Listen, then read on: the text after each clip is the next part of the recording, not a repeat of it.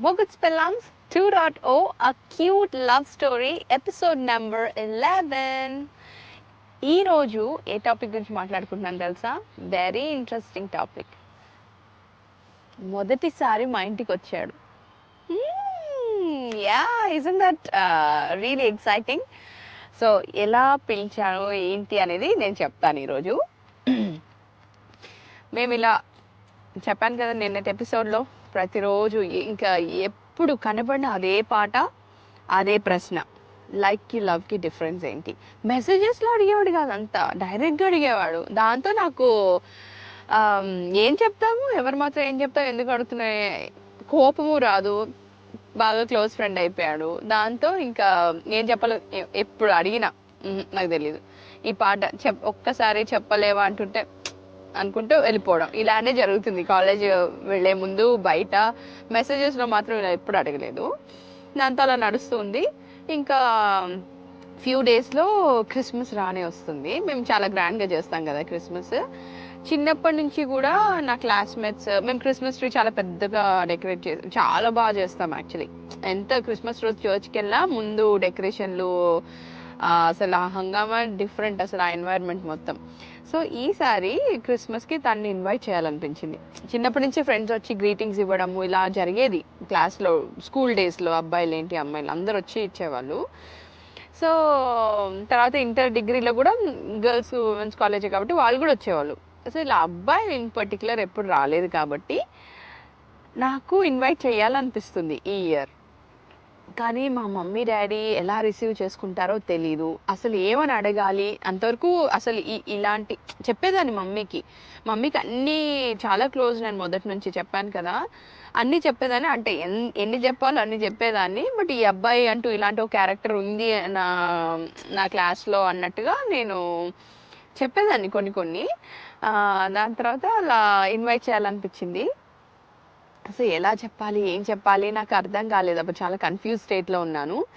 So నా క్లాస్లో మా సైడ్ వచ్చి ఇంకో క్రిస్టియన్ పిల్ల ఒక అమ్మాయి ఉంది. సో ఆ అమ్మాయిని కూడా ఇన్వైట్ చేస్తే కొంచెం లైన్ క్లియర్ అవుతుంది కదా. నాకు తిని ఒక్కనే పిలిచి స్పెషల్ అపియరెన్స్ ఎందుకులే అన్నట్టుగా ఇద్దరిని ఇన్వైట్ చేశాను. మమ్మీకి కూడా చెప్పాను, ఇలా వాళ్ళు నా క్లాస్మేట్స్ ఇద్దరు వస్తారంటే ఓకే రమ్మను అంది. అమ్మయ్య, మెట్టు అయిపోయింది అనుకున్నా. సో క్రిస్మస్ రానే వచ్చింది. వాళ్ళు వచ్చారు వాళ్ళిద్దరూ ఇంటికి రాగానే వచ్చేటప్పుడు నాకు ఒక వైట్ టెడ్డీ బేర్ తీసుకొచ్చాడు. ఎంత క్యూట్, ఇప్పటికీ ఉంది ఆ teddy bear. Cute white and red కాంబినేషన్లో ఒక బ్యూటిఫుల్ టెడ్డీ బేర్ తెచ్చాడు. ఆబ్వియస్లీ అమ్మాయిలందరికీ చాక్లెట్స్ అన్నా టెడ్డీ బేర్స్ అన్నా మరి ఎందుకు తెలీదు, కామన్ థింగ్. బట్ తనకు కూడా మంచిగా ఇవ్వాలనిపించిందేమో, తీసుకొచ్చాడు. ఐ ఫెల్ట్ రియలీ హ్యాపీ ఆ టెడ్డీ బేర్ని చూడగానే. థ్యాంక్ యూ సో మచ్ అని చెప్పి తీసుకున్నా, ఇంట్లో పెట్టాను షోకేస్లో. తర్వాత ప్రతి క్రిస్మస్కి పొద్దున్నే లేవగానే మా మమ్మీ పాలన్నం చేస్తుంది. స్వీట్ పాలన్నం, పరమాన్నం కాదు, కొబ్బరితో వైట్ పాలన్నం అండ్ ముద్దపప్పు, నెయ్యి. ఇది కంపల్సరీ చేస్తుంది ప్రతి క్రిస్మస్కి, క్రిస్మస్ రోజు morning before going to church. And క్రిస్మస్కి స్పెషల్స్ ఏంటంటే laddu, mixture, Christmas cake and compulsory చేసేది కొబ్బరి అన్నం, చికెన్ కానీ చికెన్ బిర్యానీ. ఈ రెండిట్లో ఏదో ఒకటి చేస్తుంది కంపల్సరీ. ఆ రోజు చికెన్ బిర్యానీ చేసింది మా మమ్మీ. చాలా బాగుండుతారు మా వాళ్ళు. నాకు అస్సలు వంట, ఇంటి పని మొత్తం వచ్చు. చిన్నప్పటి నుంచి అంతా ఇంటి పని చేసేదాన్ని. వంట పని మాత్రం అస్సలు రాదు. ఎప్పుడు కిచెన్లో అక్క బాగుండుతుంది, సూపర్ అసలు ఎక్సలెంట్ వండుతుంది. మా డాడీ అసలు ఒకరి మీద ఒక ఎక్స్ పడకరు మా ఇంట్లో ముగ్గురు. సో దాంతో నాకు ఎప్పుడు చిన్నదాన్ని అయ్యేసరికి కిచెన్లోకి వెళ్ళి గరిట తిప్పే అవకాశము అవసరము రాలేదు. ఎప్పుడు వండింది తినడమే తప్ప మిగతా పనులకే నేను, మా అక్క వంట పనికి ఇలా పెరిగాంలే. సో ఆ రోజు చికెన్ బిర్యానీ చేసింది మమ్మీ. పెట్టగానే ఈ అబ్బాయి బ్రాహ్మణ్ కదా, నాకు తెలుసు ఆ విషయం. నేను ఈ పాలన్నము, స్వీట్స్, మిక్చర్, రోజ్ కేక్స్ ఇంకొక ఫేమస్ ఐటమ్ మమ్మీ చేసే దాంట్లో. ఇవన్నీ పెట్టా అక్కడ. పెట్టమని చెప్పా మమ్మీకి, నేను పెట్టడం కదా, మమ్మీ వడ్డిస్తుంది అందరికీ. రెండమ్మ కూర్చోండి అని మా ముగ్గురికి పెడుతుంది, ఫ్రెండ్స్ ముగ్గురికి.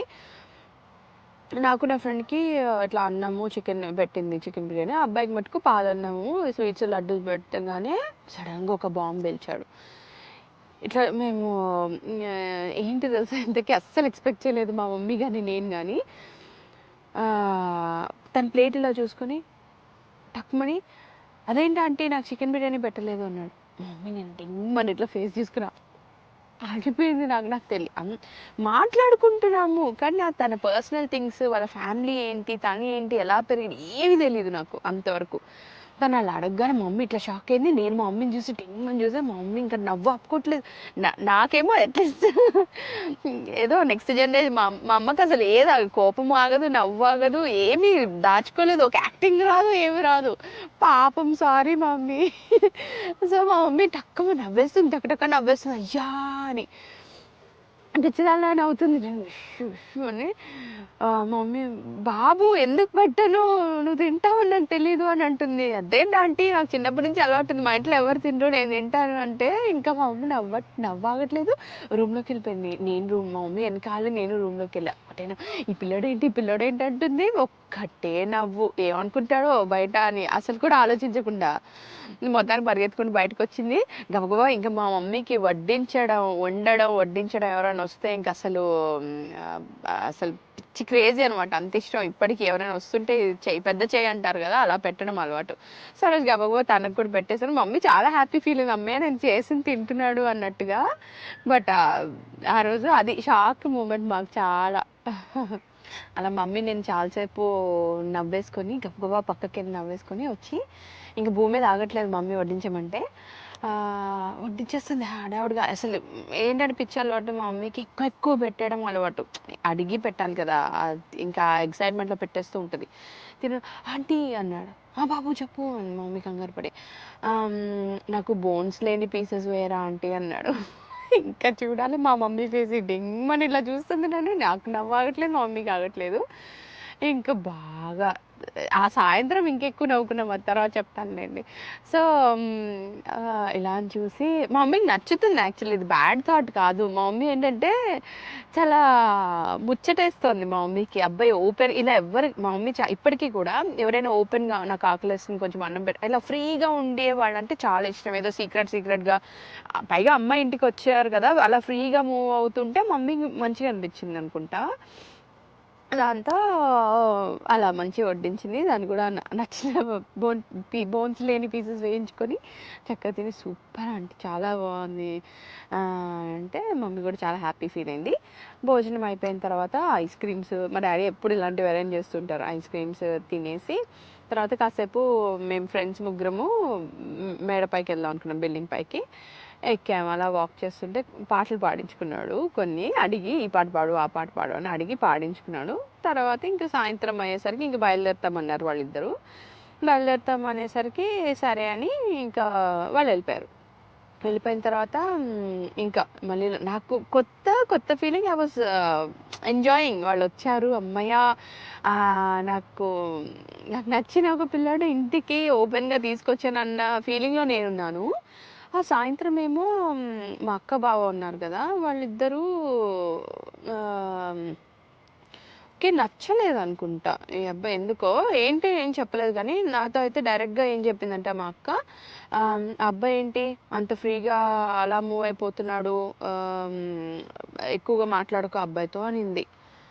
నాకు అసలు చాలా అంత హ్యాపీ మూడ్లో హ్యాపీగా జరుగుతుంది, చాలా డిస్టర్బింగ్గా అనిపించింది ఆ మూమెంట్. అలా అనేసరికి ఓపెన్ మైండెడ్గా ఉండొచ్చు కదా, నాకంటే 1-2 ఇయర్సే కదా పెద్దది. అలా అనేసరికి బాధేసింది. నేనేం చెప్పలేదు. ఇంకా మా బావేమో ఏమడిగాడు తెలుసా, అసలు నాకు కోపం వచ్చింది, చాలా చీప్గా అనిపించింది యాక్చువల్లీ. ఆ అమ్మాయి ఇందాక వచ్చిన అమ్మాయి అబ్బాయి వాళ్ళ లవర్సా అని అడిగాడు. అనగానే చిచ్చి కాదు అన్నా నేను. ఏమో నాకు అబ్బాయిని చూస్తే అలా అనిపించింది అని అన్నాడు. అంతే. అసలే ఇప్పటికే నాకు తనకి మధ్యలో ఏముందో మాకు అర్థం కాక నేనే డౌట్గా ఇట్లా కన్ఫ్యూజ్డ్ స్టేట్లో నేనుంటే ఈ పిచ్చి డౌట్ ఒకటి అదేంటి అలా అడిగాడు అనుకొని నాకు చాలా ఒళ్ళు మండింది నాకు అసలు నిజంగా ఆ రోజైతే. బట్ అదేం లేదు అని చెప్పా.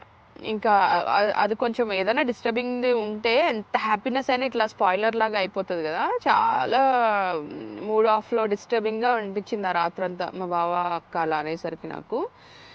ఇంకా ఎనీవేస్ అది క్రిస్మస్ ఆ రోజు. ఇంకొక వారం నాకు January 3rd నుంచి ఫస్ట్ సెమిస్టర్ ఫైనల్ ఎగ్జామ్స్ ఉన్నాయి, ఇంకా దాని మీద ఫోకస్ చేద్దాము ఇవన్నీ పక్కన పెట్టి అని నేను కూడా ఇంకా చదువు మీద పెడదామని నా మైండ్ని నేనే డైవర్ట్ చేసుకుందాము అని నేను అలా ఫిక్స్ అయ్యా. But it was so disturbing. ఎవరైనా కూడా ఇలాంటి టాపిక్ అనే కాదు, ఏదైనా హ్యాపీనెస్లో పాజిటివ్గా తీసుకునే వరల్డ్లో ఉంటే బాగుంటుంది. ఇలాంటి నెగిటివిటీ ఉంటే లేనిపోని అనవసరమైన థింగ్స్ జరుగుతాయి కదా అని అనిపించింది. So it was so disturbing ఆ రోజు మాత్రం. బట్ మార్నింగ్ అంతా మట్టుకు మా ఫ్రెండ్స్తో హ్యాపీగా ఎంజాయ్ చేసా. దాని ఫస్ట్ టైం ఇంటికి వచ్చాడన్న ఆనందంలో నేను అంతా అయితే బాగా జరిగింది. మా ఇంటికి అతన్ని ఇంట్రొడ్యూస్ చేసా. అప్పటి వరకు చెప్పడం జరిగింది మమ్మీతో, బట్ చూపించాను. I felt really happy. And that's the most important and a beautiful day for me, and which I will cherish forever. December 25th, 2006 was the first time he came to my house with permission. So adi Merry Christmas ippudu cheptuna. So I hope you all enjoyed this episode, and exams కంటే ముందు ఇంకొక important day ఉంది, దాని గురించి వచ్చే ఎపిసోడ్లో చెప్తాను. So మీకు ఈరోజు ఎపిసోడ్లో ఏం నచ్చింది, ఏం జరుగుతుంది, ఎంజాయ్ చేస్తున్నారా, మీరు కూడా మీ మాటల్లో కమెంట్స్ చేయండి. నేను మీకు చెప్పేటప్పుడల్లా నేను ప్రతి వారం చెప్పినట్టే అక్కడికి వెళ్ళిపోతున్నా మళ్ళీ. ఇప్పుడు ప్రస్తుతం నేను హైదరాబాద్లో మా ఇంట్లో కూర్చున్నట్టుగా ఉంది, December 25th రోజు జరుగుతున్నట్టుగా ఉంది. I thoroughly enjoyed, and thank you so much for patiently waiting. ప్రతి ఎపిసోడ్ కోసం అంతే ఇష్టంగా ఎంకరేజ్ చేస్తూ ఈ ఎపిసోడ్స్ని చూస్తున్నందుకు, నాతో నా ఆనందాన్ని పంచుకుంటున్నందుకు thank you so very much. And please don't forget to like, share and subscribe.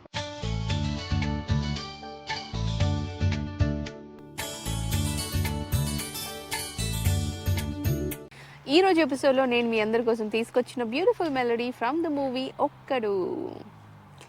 చెప్పవే చిరుగాలి చల్లగా ఎదగిల్లి, ఎక్కడే వసంతాల కేళి, చూపవే నీతో తీసుకెళ్ళి, ఎక్కడే వసంతాల కేళి, చూపవే నీతో తీసుకెళ్ళి. See you all in next episode. Bye bye.